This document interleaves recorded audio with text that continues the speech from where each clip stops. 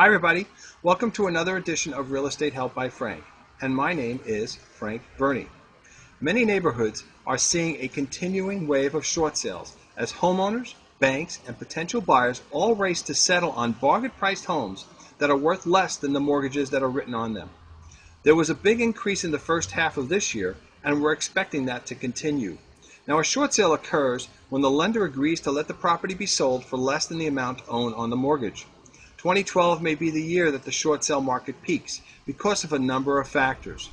Bankers, pressed by the Obama administration and their own bottom lines, realize that they are better off accepting partial payment on a mortgage than taking a home in foreclosure.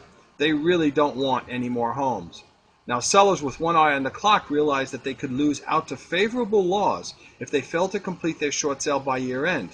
They have decided that since their home is worth less than their mortgages, now is the time to make the move because it can take sometimes up to 3 to 4 months to close these sales. Now, let me give you some advice for sellers and buyers. Sellers should start with their banks. Several lenders, including Chase, Bank of America, and Wells Fargo, now have expedited short sale programs that dramatically cut down on the amount of time it takes to approve the short sale. The bank will pay all the fees and commissions, not the homeowner. In addition, some of them, on a case-by-case basis, are paying homeowners up to $30,000 in extra incentives to sell and avoid foreclosure. And now even Fannie Mae and Freddie Mac will be streamlining their guidelines for approval. They just announced this a few days ago. In California, lenders are routinely wiping away any extra debt left after the short sale. So if you owe $250,000 on your house and you sell it for $150,000, the bank would theoretically be able to come after you for the additional $100,000. Now, it is this forgiven debt that is normally subject to income tax.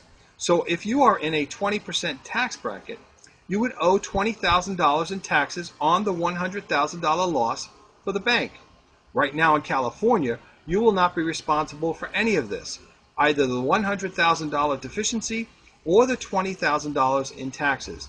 That's because we have special provisions of the law that expire at the end of this year, and they may or may not be extended. The bottom line is, you'll pay nothing, you'll owe nothing in deficiency or taxes, you'll avoid having a foreclosure on your credit report, and you'll survive to fight another day. Sellers should realize that hardship is a relative term. In order for a lender to approve a short sale, the seller is supposed to make the case that financial hardship will keep them from paying off the loan. But in their rush to get these deals done, banks are considering a wider array of situations that are to be considered hardships. Now, buyers, on the other hand, should look for deals that typically are 10 to 20% below non-distressed homes for sale. Bankers and real estate investors have caught on to the fact that these distressed homes are really a good deal. So right now there's competition. They are for a better buy than foreclosures, because short sales typically are owner-occupied and well cared for. Foreclosures, on the other hand, may have been badly damaged by the borrowers on their way out. Buyers should also work with only banks or mortgage brokers that offer direct lending and have accelerated programs for buyers. They can cut the closing times down to as little as 10 to 15, 20 days after the short sale is approved. Many also offer longer rate locks, which is what is needed with a short sale.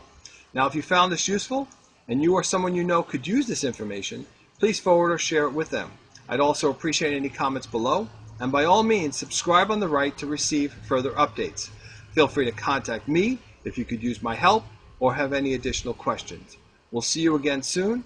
Thanks, and good luck.